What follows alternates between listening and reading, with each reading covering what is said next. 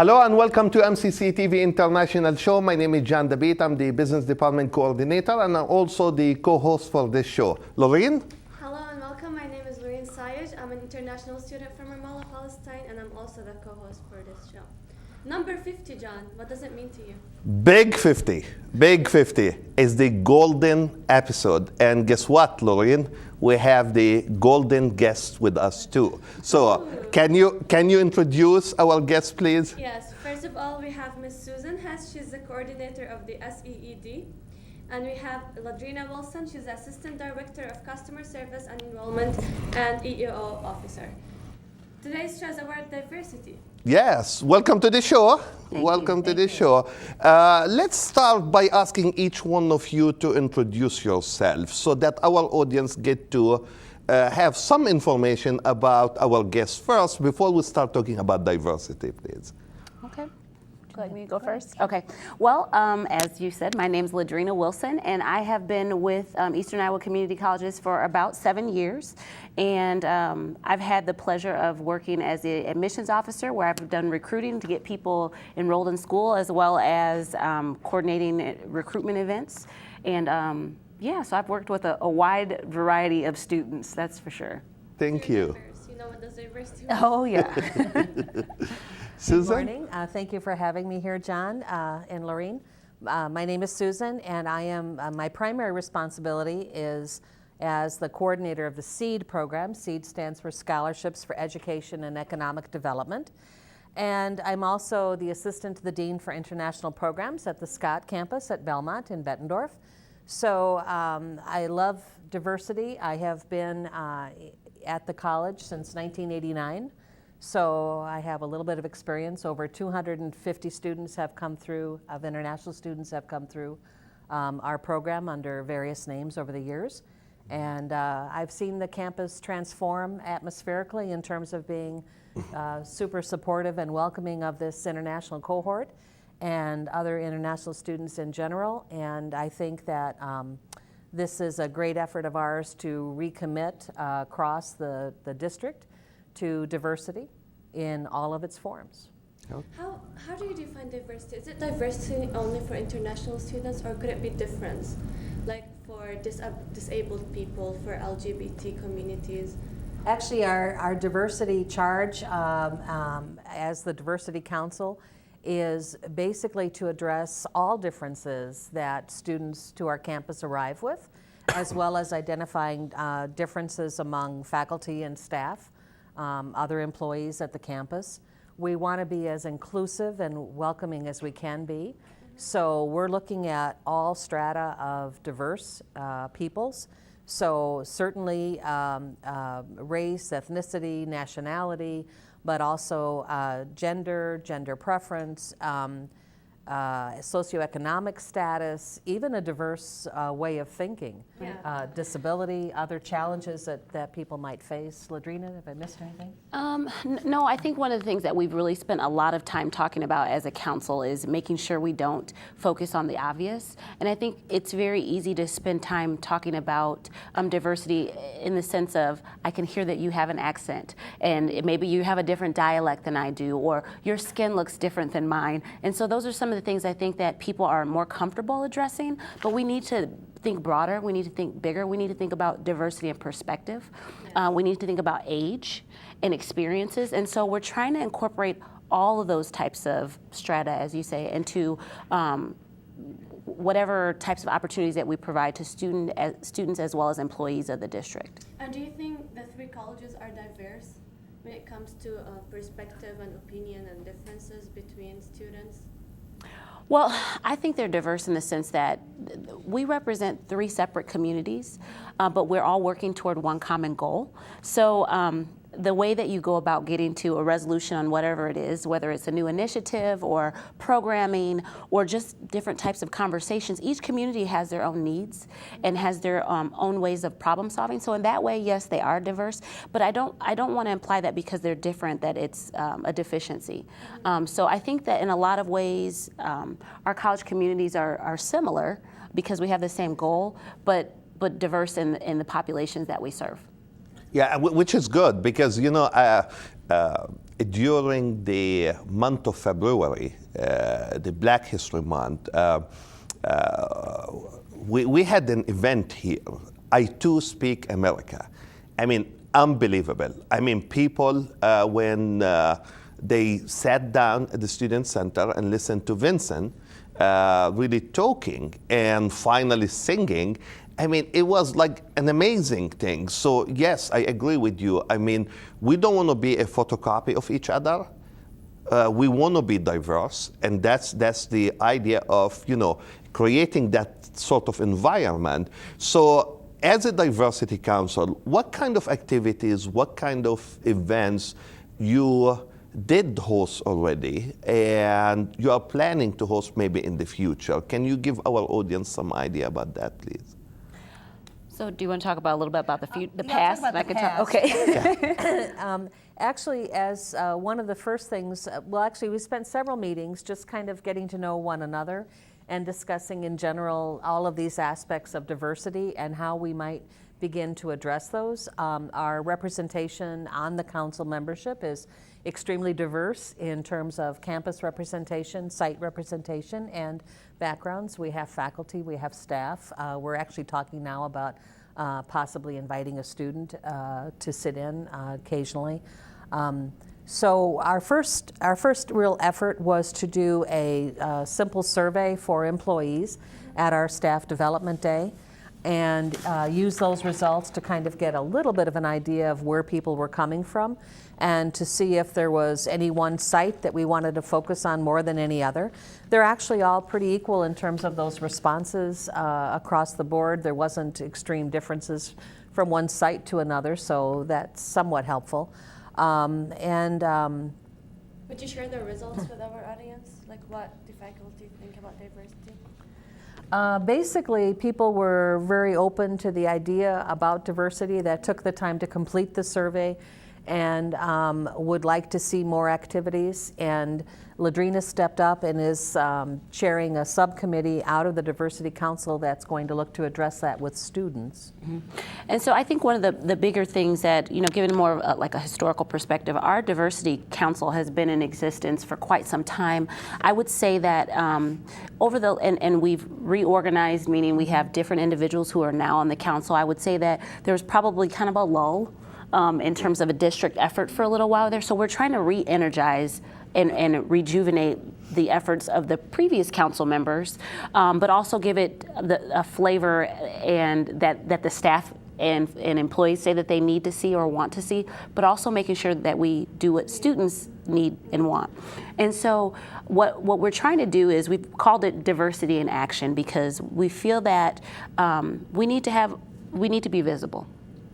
People need to see that there's movement, that people need to see that there's activity, and these things can't happen in isolation, so that people can feel comfortable having conversations. And so I think that's where we started. We recently, I believe it was April 30th, issued a survey to students at Clinton Scott and Muscatine. And it was basically, we use this as an opportunity to allow students to have input. What do you want to see?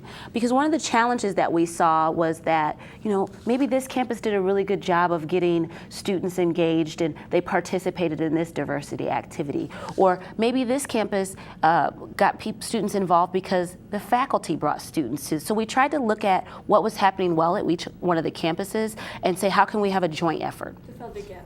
Right, to fill the gap. And so if we're saying that we're not getting students' participation at the level that we want their participation, because we think it's a very important conversation to be had, what can we do to improve that? Well, let's find out what they want, because we have a history of delivering what we think is important, but if we give the students an opportunity to have a voice in what they think is important, we're doing a temperature check. Where are we at with this right now? Because where we think we are in terms of employees might be different than where the students are. And so that's what the survey that we recently issued was about. So what other challenges you guys faced, other than the challenges that you talked about? Yeah, a challenge would be a strong word. I would say opportunities. Right now, our employee base, we've got probably about 85 plus people who will be retiring over the next 2 years. That's about 1/4 1/4, roughly, of our employee base. And so when I say opportunity, I say that because this is going to be a tremendous opportunity for us to diversify our workforce, which then has a direct impact on the students and the communities that we serve. So I think, you know, it is going to be a challenge in the sense that we have a lot of seasoned individuals who have a lot of information and diversity and perspective based on their experiences. That's all right here. You can't put that kind of stuff into a manual and hand off to the next person, you know?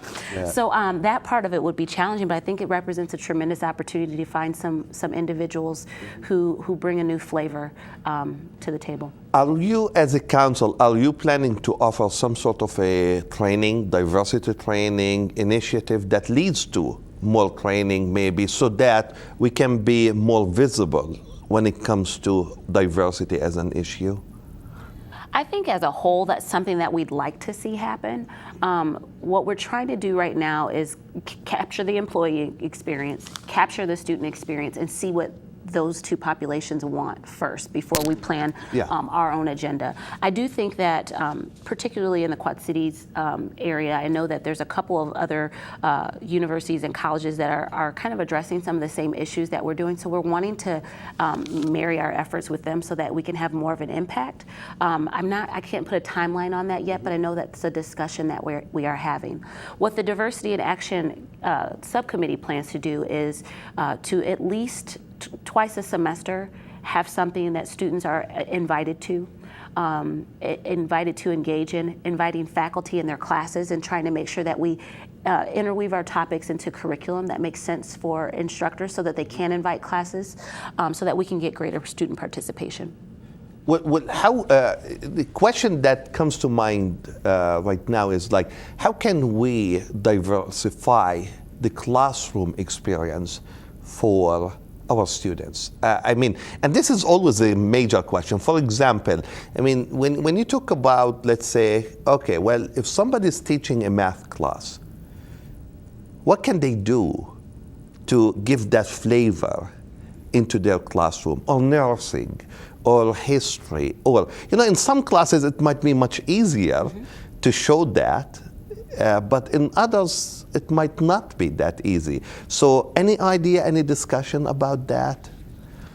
Well, actually, the council has been so bold as to discuss the idea of creating an actual class or course that would be of a multicultural focus to give our students, you know, actually designated time to explore that concept of diversity and multiculturalism.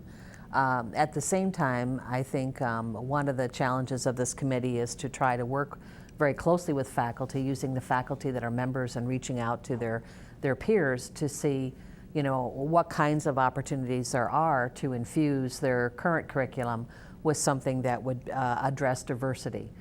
Whether it's diversity of engines, if you're in the automotive area, from other countries, or ways of doing things, or different methods of fuel, or I think just opening up that dialogue and having instructors be intentional about how they can do that. I think a lot of our instructors are already doing that, but I don't know that it has been identified as such or labeled as such. So I think that would be important, to make sure that we acknowledge what they're already doing and see how we can support them in adding additional pieces. And perhaps. as a student myself, I would like to share my experiences. I know that other students are interested in diversity. For example, I sit in the student center, they can be like, hey, can you speak Arabic to me? You know, all of this stuff that they find that different, they're interested to learn more about it. Right. So what do you think, like, for example, let's talk about disabled people. They're part of our diversity on campuses, right? What kind of resources do we offer to disabled people on campuses? When you're saying disabled, are you referring to like a learning disability? Are you referring to a physical disability? Physical disability, learning disability. Okay. Well, I think first it's important to note that there's regulations around it, federal regulations around the services that are provided to both populations within that category. And so obviously we have our support services that are available to our students who have a documented disability, accessibility, in terms of the buildings on campus and that type of thing. I think what's really unique is that our staff and faculty, I feel, are approachable in the sense that a student who does have an issue, whether it's a disability or a physical disability or learning disability, we're approachable. That's the first step to me, is being approachable so that we can identify if there is a gap. You know, I can't say that I've heard, especially in just leafing through the surveys that we have received, our institutional research department hasn't had a chance to process those yet so that we can have the actual results. But I did look through them, and I didn't see anything that says, wow, we're really missing this population, or we're not targeting. But on the same note, I don't know that we have a club that's identified that way either. So certainly looking at those types of things and identifying where there's an opportunity or where there's a shortfall is going to be really important. And I think with the data that we get, that we've tried to capture, hopefully we'll be able to answer some of those questions. And at the Scott campus, we have a specialist on board that addresses that, a specialty, right? Yeah, in As do the disabilities and challenges, other right? two campuses as well. So Right. Yeah, and I want to go back to something that you mentioned, Susan, about the class. Can we talk a little bit more about that? Like, you guys are trying to look into offering a class in multicultural/diversity. Is it going to be like a general education class? Is it something that we're going to offer to everyone? Is it like, do we have limitations? Are we offering that on every campus? I mean, can you talk more about that? I know we still, you are not still there, but I mean, if you can have more information to share with us. Ideally, we would really like that to be a general education course. In other words, it would be an expectation that every student would fulfill towards their graduation or their diploma that they would earn from Eastern Iowa. That's how committed at least the council feels about it. That will be quite a lengthy process to work with the other councils that are involved in adding a course, and especially adding a course to designate a course as general education, requirement. We have begun the investigation into what other courses, what other colleges, universities are offering in that area, and so we're hoping to be able to use that as a basis for what we might decide to construct in Eastern Iowa. And I'm sorry. And that'll be important to do as well, because as we're talking about general education requirements, we're wanting our students to not only successfully complete the course, but then be able to transfer that course on. So that's why it'll be important that we continue to identify what other colleges are using and doing, so that we can align with what their course descriptions are, so that our students can transfer that credit. If we're going to require it, they need to be able to transfer it. Yes. Last episode we talked about veterans and how they are in college and their education experience. How do you think veterans are part of our diversity? Well, actually, the director of the Veterans Association, or her title, Veterans Coordinator, is actually a member of the council. And we would consider veterans as perhaps another diverse population, because they have a certain set of needs that might be unique to them as a group.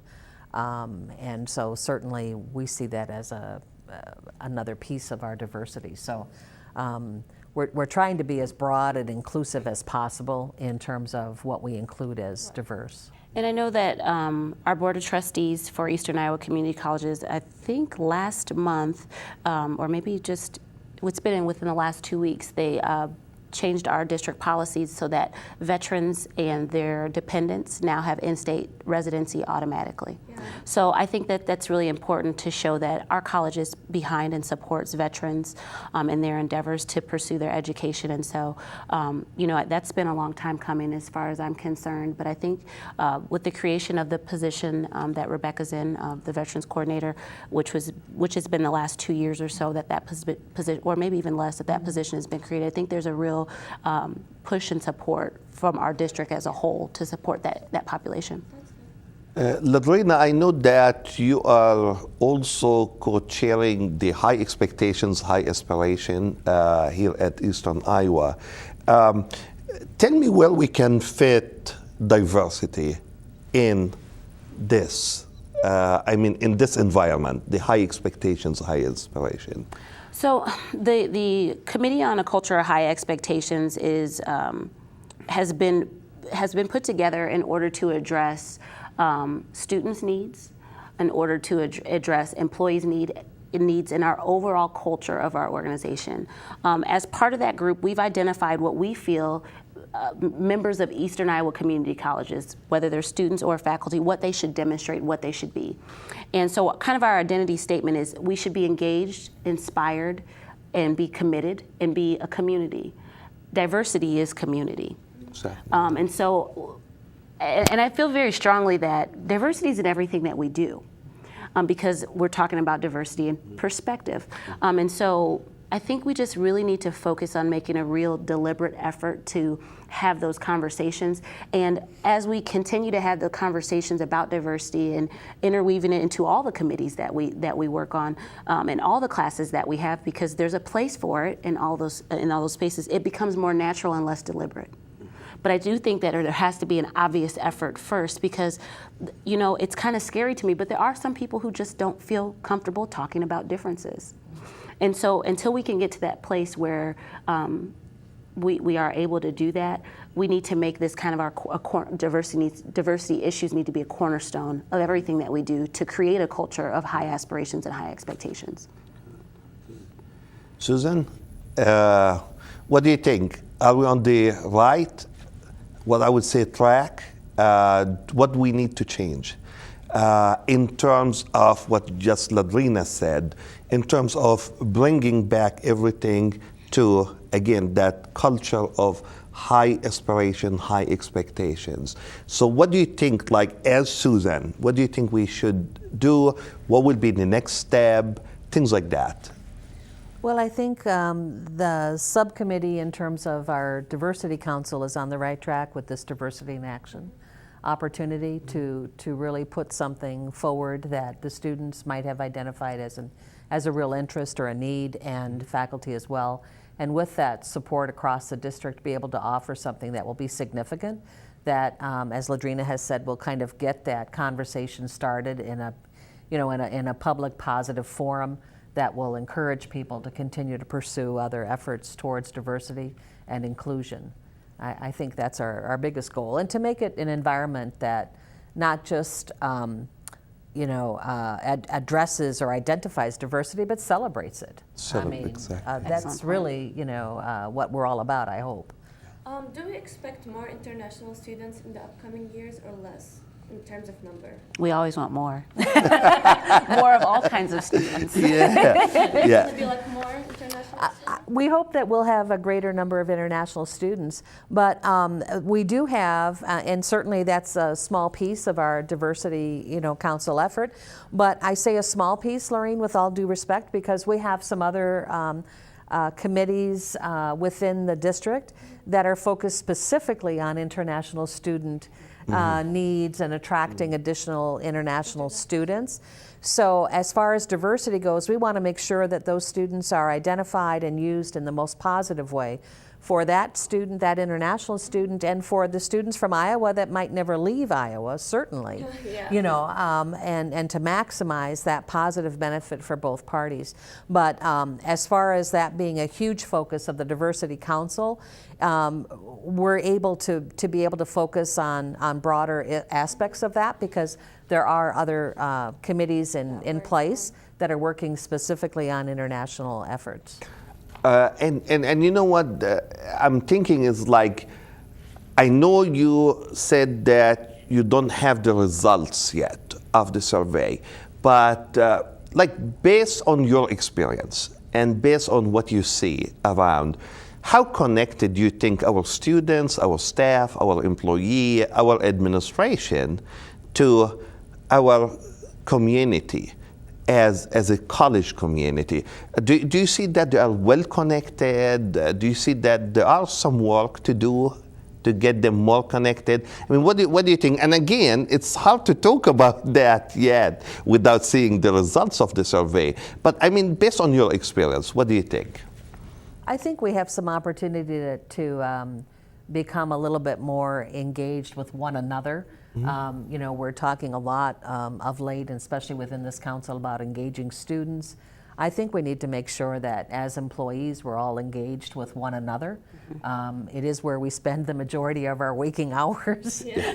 and it's, I think it behooves us to really look for a culture that is inviting for employees as well as students. I don't think there's anything wrong with enjoying what you do and being passionate about it, and occasionally laughing because you enjoy it.